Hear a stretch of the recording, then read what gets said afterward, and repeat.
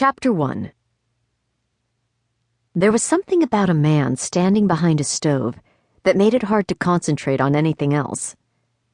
"We're getting married in 3 days," Jack said.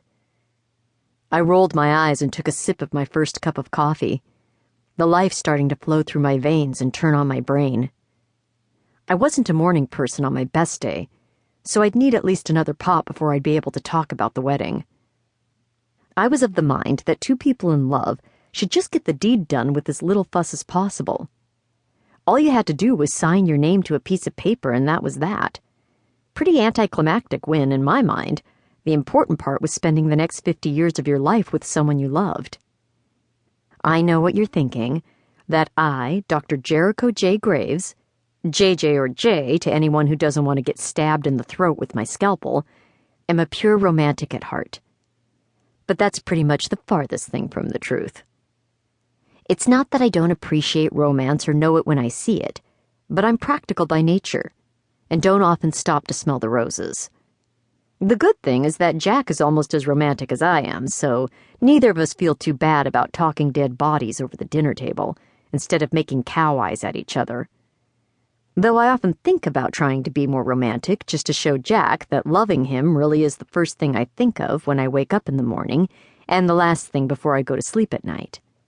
And in my mind, thinking is half the battle. "Don't frown, Jay. It's bad for your skin." Vaughn Raines had been one of my and Jack's best friends since childhood, and had taken it upon himself, along with Jack's mother, to put a wedding of epic proportions together in less than 2 weeks. Vaughn owned an antique shop and vitamin supercenter over in King George proper. He dressed like a Wall Street banker 6 days a week, kept his dark hair and goatee impeccably groomed, and traded in his Mercedes for a new one after Christmas every year, which in itself made him stick out like a sore thumb. Bloody Mary, Virginia was as blue-collar as it got, so the fact that he was gay went mostly overlooked in a town of more than 2,000 busybodies willing to pass out judgment like communion crackers. I'd noticed a change in Vaughn over the past couple of months, ever since his lover had been brutally murdered.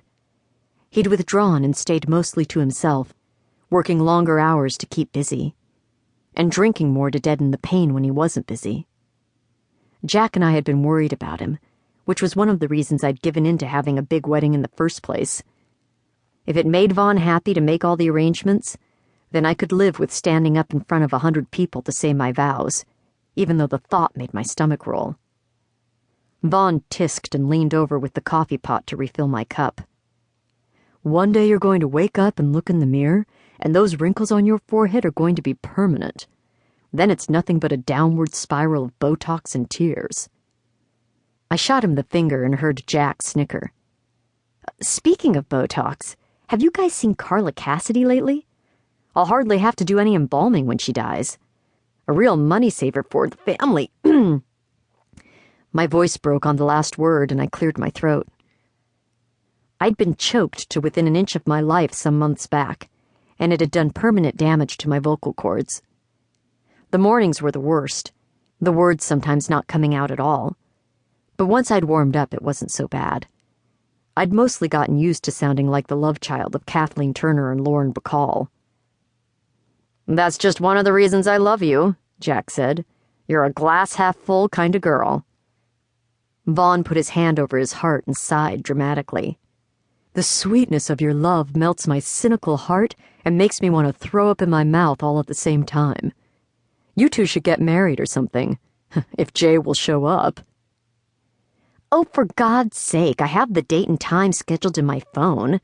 I even set an alarm just to be safe. I figure if I can remember to bury a body, then I can sure as hell remember to get married. Now, are you going to feed me breakfast or just torture me with the smell of bacon?" Vaughn shook his head. "Already the nagging wife."